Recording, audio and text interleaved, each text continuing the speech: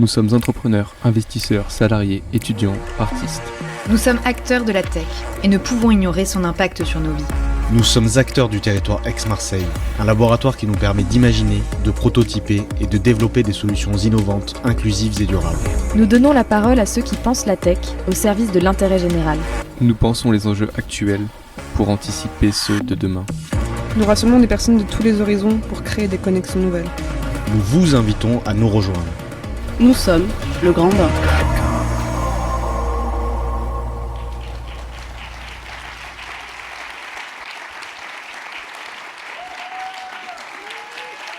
Bonjour. Quel accueil. Et c'est pour ça que je suis vraiment heureuse de vous retrouver aujourd'hui. Donc bonjour à toutes et à tous, mesdames les élus, messieurs les élus, monsieur Rodolphe Saadé, madame Tania Saadé-Zeni. C'est vraiment un plaisir de vous accueillir aujourd'hui tous les deux en ce jour si particulier pour le groupe CMA-CGM. Bienvenue à cette 5e édition du Grand Bain.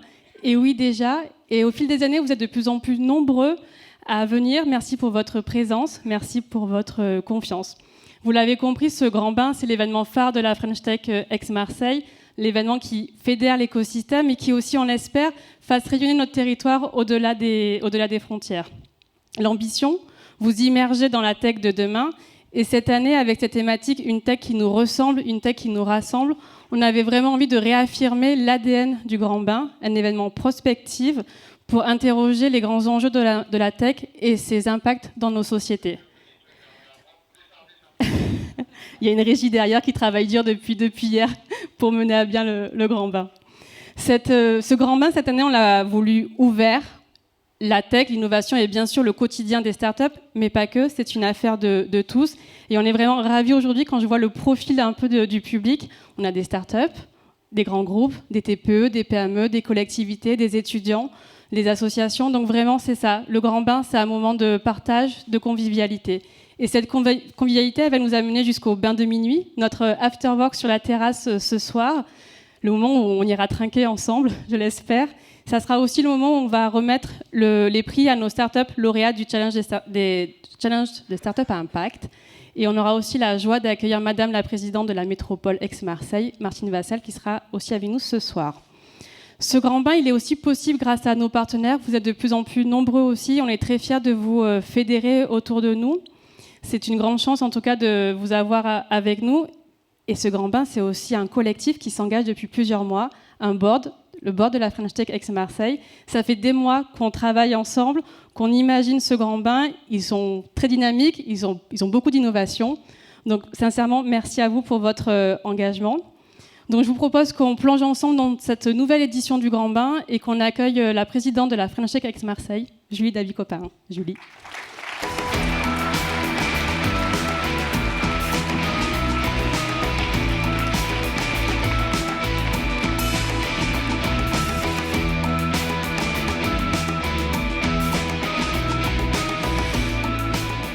Merci Diane, bonjour à toutes et à tous, vraiment ravie d'être parmi vous aujourd'hui. Ça va être une belle journée, ça va être très chouette. Diane, je commence avant de faire une petite introduction. Ça fait 1 an que tu occupes le poste de directrice générale de la French Tech Aix-Marseille. Qu'est-ce qu'on peut dire de notre écosystème aujourd'hui ? Alors ça a été une année riche, pleine d'émotions, qui a commencé aussi sur les chapeaux de roue, parce que notre territoire a été relabellisé Capital French Tech, et je salue notamment Clara Chapas, qui est la directrice de la mission French Tech. Donc c'est un vrai beau signal pour notre territoire.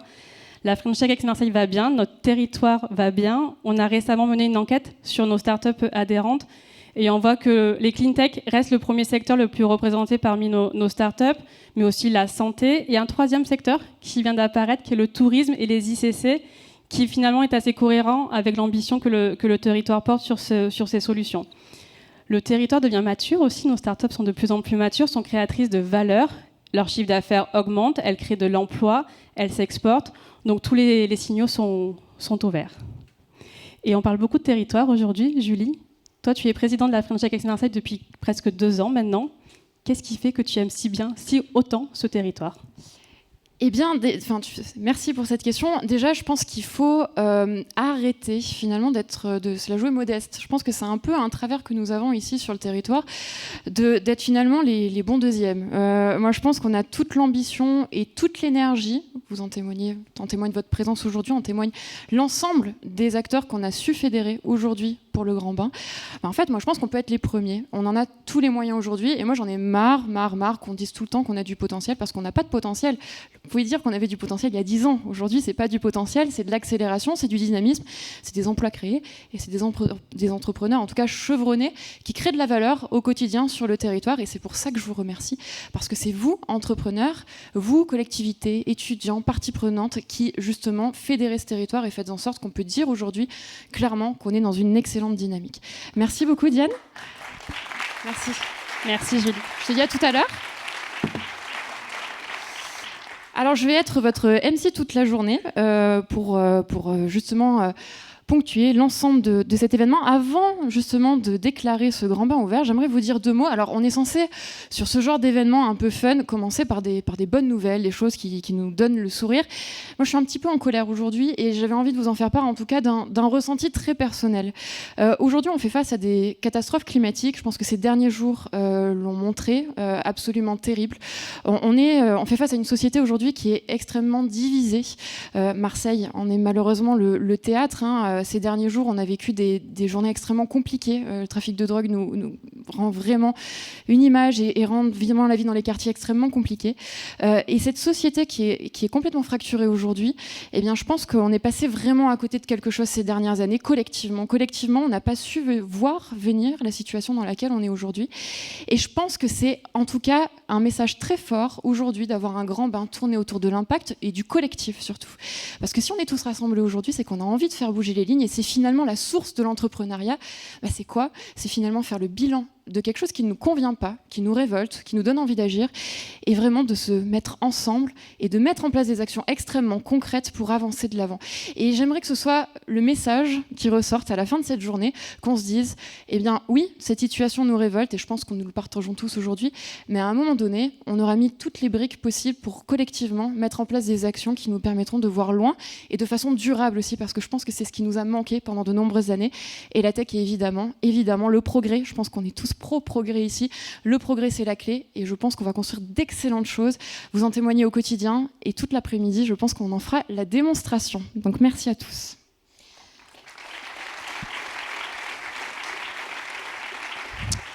Je déclare donc cette 5e édition du Grand Bain ouverte et pour l'introduction de ce Grand Bain, on a l'honneur cette année d'avoir avec nous Rodolphe Saadé, le président directeur général de la CMA-CGM, que j'invite à me rejoindre sur scène.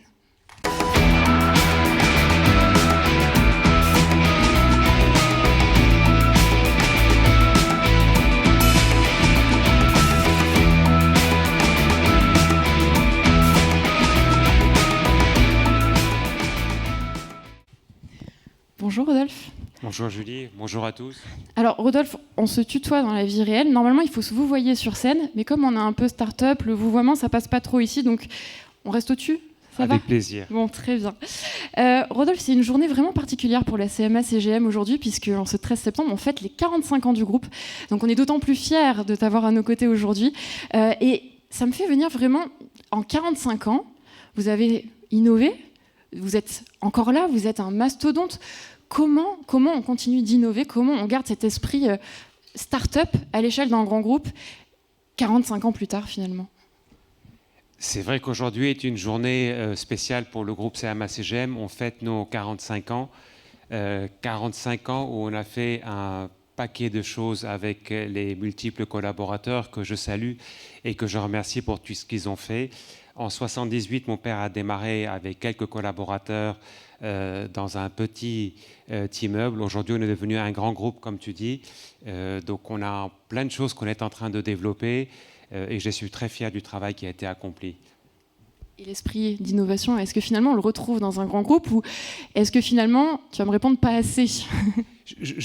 C'est vrai qu'on est devenu un très grand groupe de par sa taille.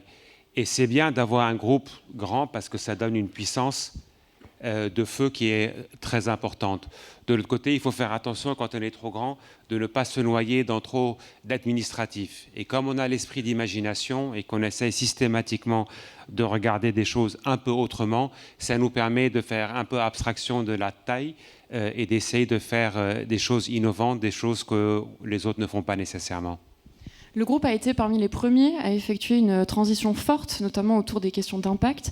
Vous avez lancé notamment un fonds qui s'appelle donc le fonds Pulse, doté d'1,5 milliard pour accompagner la transition énergétique. Aujourd'hui, finalement, est-ce que l'entrepreneur, ou plutôt quelle place l'entrepreneur peut-il avoir dans cette transformation sociétale tournée autour de l'environnement ? Je pense qu'il ne faut pas opposer les deux. Je pense qu'un grand groupe avec l'esprit entrepreneurial peut aussi regarder des sujets à impact. Et il n'est pas nécessaire de dire c'est l'un qui va à l'encontre de l'autre. Bien au contraire, nous vivons dans une société, comme tu le disais toi-même, où nous faisons face à des crises environnementales. Le séisme d'il y a quelques jours au Maroc en est le témoignage malheureusement. Et il faut que les entreprises puissent continuer à réfléchir, puissent continuer à apporter des solutions innovantes. Et opposer les deux n'est pas, comme je le disais, une nécessité. Bien au contraire. Aujourd'hui, on va parler intelligence artificielle. Et je sais combien le sujet t'intéresse, te passionne même. Quel regard portes-tu aujourd'hui sur ce vaste sujet et penses-tu, en tout cas es-tu partisan d'une régulation ? Écoute, sur le sujet de l'intelligence artificielle, des fois où j'ai l'impression que je suis un enfant dans un grand magasin de jouets, où il y a énormément de choses, j'ai envie de tout toucher, de tout prendre dans mes mains, mais je sais que ce n'est pas possible et qu'il y a quand même certaines règles qu'il faut respecter. De l'autre côté, attention, la France, l'Europe doit faire face à une concurrence effrénée d'autres grands pays, et si on se met à réguler à outrance, on va se retrouver complètement largué. Donc je crois beaucoup à l'intelligence artificielle, je pense que c'est un domaine qui est très intéressant. Évidemment, il y a des règles à respecter, mais ça va venir en marchant, comme on dit. Je ne sais pas si vous vous rappelez de l'époque d'Internet, où à cette époque, on ne savait pas ce qui nous attendait. Je pense que l'intelligence artificielle, c'est la même chose fois 1000. Donc, à partir de là, il faut qu'on soit humble, parce qu'on va recevoir un maximum d'informations. On ne va pas toujours tout comprendre, en tout cas, c'est en ce qui me concerne. Mais c'est à nous de faire un peu la part des choses, à nous de voir un peu où est-ce qu'on veut mettre les limites par rapport à l'intelligence artificielle. Mais le groupe fait énormément de choses en ce qui concerne ce domaine-là. Et d'ailleurs, je salue la présence de Séverine Grégoire, qui gère chez nous ce vaste domaine. C'est un sujet un peu casse-gueule. Mais de l'autre côté, tout le monde est à fond sur le sujet. Donc, il n'y a pas de raison qu'on n'y soit pas non plus. Et donc, on a des initiatives qui ont été lancées, certaines startups dans lesquelles on a investi et on continuera à le faire. On a dans la salle beaucoup d'entrepreneurs. Est-ce que vous pouvez lever la main, d'ailleurs, les start-upers, entrepreneurs ? Comme ça, on arrive à voir un petit peu. Oui, c'est quand même une bonne majorité. En tant qu'entrepreneur, quel est le meilleur conseil que tu pourrais donner aux personnes qui sont dans la salle ici ? Je trouve vous avez une place qui est vraiment géniale, de démarrer sa boîte, que vous soyez plusieurs ou seuls. Je trouve que c'est un super challenge. Le fait de se fixer nos limites et de dire avec les moyens que j'ai, je vais pouvoir essayer d'aller très loin. Je vais me battre au quotidien pour essayer de créer quelque chose, de prouver que je suis capable de faire quelque chose, peu importe le temps que ça va mettre, peu importe les coûts que vous allez prendre, l'essentiel c'est d'y aller. Et je trouve que le fait qu'il y ait dans la salle des entrepreneurs, des start-upers, moi je trouve ça vraiment génial. Et si nous, avec toutes les initiatives qu'on a mises en place, que ce soit The Box ou autres, si on peut vous aider, on le fera bien volontiers. Mais c'est vrai qu'aujourd'hui, être entrepreneur, c'est un état d'esprit. C'est envie de faire des choses un peu différemment.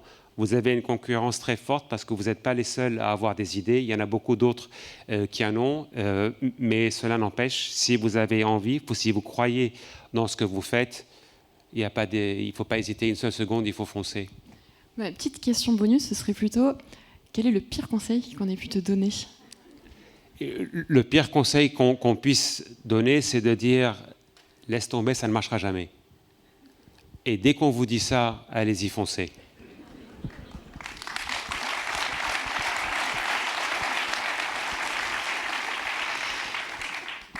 Je parlais de Marseille tout à l'heure et du potentiel du territoire. On ne décrit plus ton attachement à ce territoire. Qu'est-ce qui le rend si particulier ? C'est vrai qu'il y a deux pays que je porte beaucoup dans mon cœur et deux villes, Marseille et Beyrouth. Et je pourrais dire la même chose pour les deux. Par rapport à Marseille, je trouve qu'il y a un potentiel énorme. Il y a plein de choses à faire, il y a plein de choses à voir. Il y a beaucoup de jeunesse à Marseille. De temps en temps, elle est un peu paumée, mais ce n'est pas grave, c'est ce qui fait aussi la richesse d'une ville. Et nous, en tant que groupe CMA-CGM, on souhaite continuer à développer notre présence sur place et essayer d'aider le territoire. Alors, dans certains cas, c'est vrai, on sort un peu du transport maritime et de la logistique. On a investi dans la Provence dernièrement. On a aussi investi dans la Tribune. On est aussi candidat à l'appel d'offres du parc Chanot. C'est des sujets qui n'ont rien à voir avec le shipping. Je ne le fais pas pour gagner de l'argent. Je le fais juste pour aider. Parce que je trouve qu'à un moment donné, un groupe comme CMA-CGM, qui est ancré à Marseille, dont le siège est à Marseille, se doit aussi de donner un coup de main. Je ne fais pas de politique, ça ne m'intéresse absolument pas. Je le fais juste parce que c'est ma ville. Et comme vous tous, j'essaye d'aider.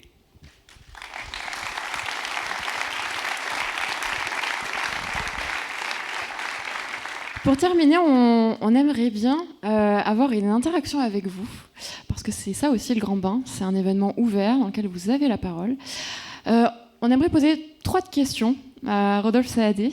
Alors, je vous propose qu'on prenne 3 questions de la salle. Je laisse les personnes lever la main, peut-être... Oui, le micro, je ne sais pas qui doit le... Alors, je vous demanderai de vous présenter en quelques mots et une question assez courte.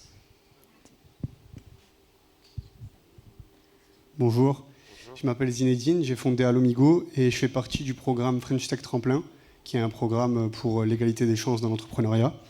Et ma question, c'est quelles sont les mesures mises en place à la CMA-CGM pour garantir un recrutement qui soit diversifié, équitable, en particulier pour les jeunes talents dont vous avez parlé, qui sont parfois paumés, et talents des milieux qui sont plutôt défavorisés ou sous-représentés. C'est une bonne question parce qu'on avait notre comité environnement ce matin et on est passé au travers de nos KPIs concernant la RSE et on attache une importance forte aux jeunes. Donc on lance différentes initiatives, notamment The Box. On a un fonds d'investissement au-delà du fonds POLS qui est surtout sur les sujets de décarbonation de l'industrie du transport maritime et de la logistique. On a un fonds qui investit dans des startups. Et je posais la question, quelle est la moyenne d'âge des collaborateurs au sein du groupe ? Et Paul Aéry, notre DRH, me disait 39 ans et demi, c'est ça ? Donc il y a quelques années, c'était plutôt 35 que 39. Donc le groupe grandit. Mais je crois beaucoup dans la jeunesse et je crois beaucoup dans ce que les jeunes peuvent apporter. Et de temps en temps, on prend des risques en envoyant des collaborateurs gérer des agences ou des filiales à l'autre bout du monde en se demandant est-ce qu'il va y arriver, est-ce qu'elle est capable ou est-ce qu'il est capable. En fait, le meilleur moyen de le savoir, c'est de les envoyer. Bon, il faut quand même minimiser les risques. Mais ça, je pense qu'on arrive à le faire. Mais je crois beaucoup en la jeunesse parce que les jeunes osent. Moi, j'ai 53 ans, j'ose un peu moins. Mais les jeunes, enfin, j'ose un peu moins, façon de parler.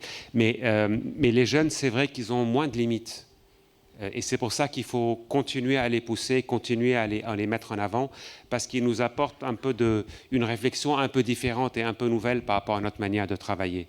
Et c'est pour ça qu'on continue, nous, que ce soit à Marseille ou ailleurs dans le monde, à privilégier cette jeunesse qui a des idées et qui ne s'interdit rien. Je précise que 39 ans, ça reste bien plus jeune que la moyenne des startups ici sur le territoire, puisque l'âge moyen des entrepreneurs ici, elle est de 44 ans, donc un peu plus âgée. Donc ça pour une deuxième question, Pierre m'avait fait part de son envie d'en poser une. Donc Pierre Despnous, qui est membre du conseil d'administration de la French Tech. Pierre, tu vas poser la question un peu pour nous tous, je pense.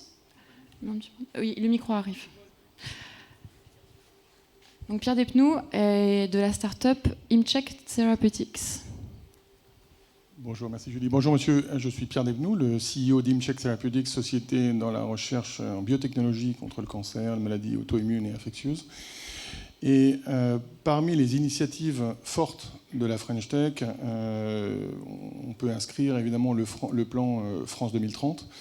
Et un certain nombre de sociétés françaises ont été récemment élues lauréates du French Tech 2030, avec des moyens considérables, puisque c'est le déploiement de 54 millions à travers tout un tas d'industries, évidemment au service de l'innovation. Donc l'État met les moyens, les entrepreneurs mettent les moyens. La question se tourne ensuite vers les industriels. Eux, quelle est votre perspective sur le rôle que vous devez jouer et comment concrètement vous le jouez dans la mise en place de l'innovation dans votre groupe ou dans l'influence que vous pouvez avoir auprès de vos pairs, pour que tous ces fonds et toute cette énergie et toute cette propriété intellectuelle et de cette innovation qui se mettent en œuvre ne soient pas in fine récupérés par des groupes américains. Parce que c'est une réalité. Moi, j'ai rien contre les groupes américains, mais de manière générale, ce que je dirais, ce qui est surtout très important, c'est la fluidité entre tout ça. Parce que c'est bien d'avoir des initiatives, mais si au final, que ce soit un grand groupe ou une start-up, c'est le parcours du combattant d'aller lever un peu d'argent, ça ne sert à rien de faire tout ça. Je suis un peu cash dans ma manière de vous répondre, parce qu'à nouveau, ce matin, on a eu une discussion sur un investissement qu'on souhaite faire, et qui est un investissement qui est bon pour la décarbonation. Il s'agit d'un centre de production d'e-méthane. Et on a un partenaire français avec lequel on voudrait mettre en place ce partenariat. Et on cherche à lever des fonds. Alors certains diraient, c'est un MACGM, vous n'avez pas besoin d'argent, vous en avez beaucoup. Peut-être, mais de temps en temps, dans des projets structurants comme celui qu'on veut lancer, ça serait bien aussi que même un groupe de notre taille puisse se tourner vers des fonds nationaux qui peuvent aider et contribuer à certaines initiatives. Donc, pour répondre, il faut plus de souplesse, il faut plus de réactivité pour que les grands groupes américains ne viennent pas taper dans la caisse. Et on va prendre une toute dernière question. Je laisse le micro aller vers... Je ne vois pas les personnes qui lèvent le bras.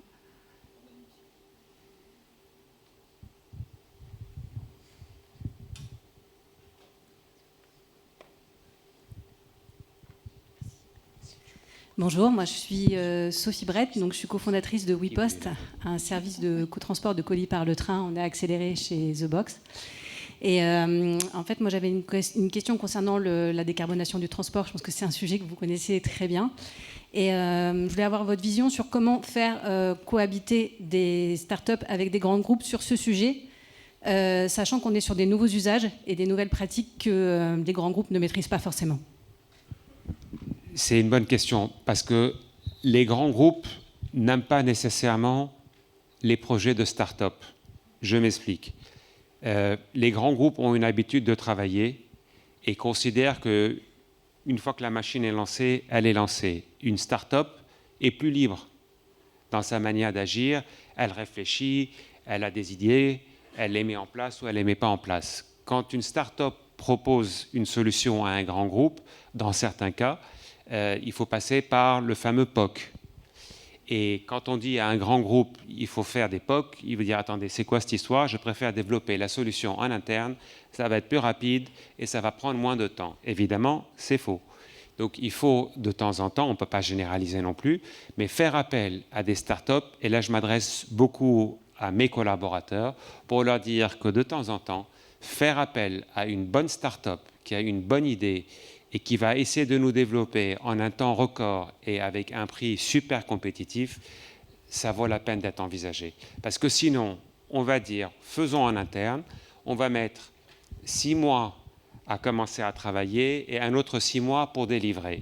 J'exagère un peu, vous me direz, c'est vrai, mais c'est juste pour vous dire que moi, je suis très partisan de faire travailler des startups sur certains projets parce que vous avez des idées que nous, grands groupes, on n'a pas toujours ou on a un peu moins. Ça ne veut pas dire que vous aurez raison à chaque fois.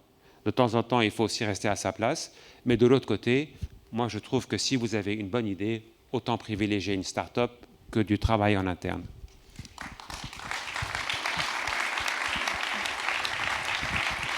Il y avait la personne juste devant qui s'agitait depuis tout à l'heure. Alors, je ne veux pas que tu sois frustré, donc on va prendre 10 secondes max pour que tu puisses poser la question. Vraiment super courte. super sympa, merci d'autoriser une question supplémentaire. Olivier Apicella, cofondateur et CEO de In the Air, start-up dédiée à l'imagerie aérienne. Je voudrais vous demander, Rodolphe, quelle est votre vision au niveau des smart ports ?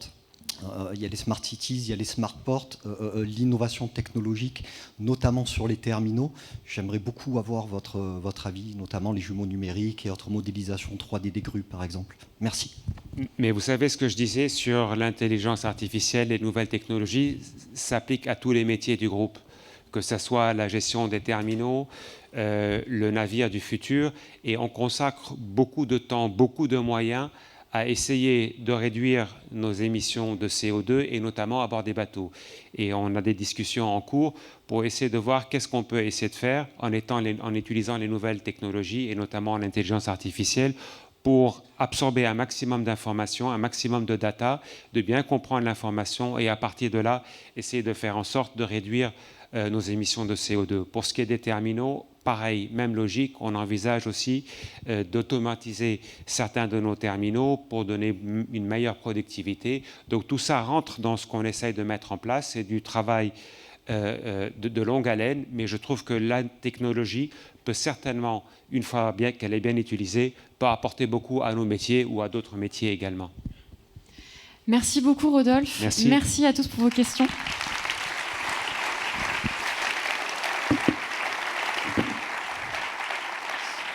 Et je vous souhaite une très bonne journée, très bon anniversaire.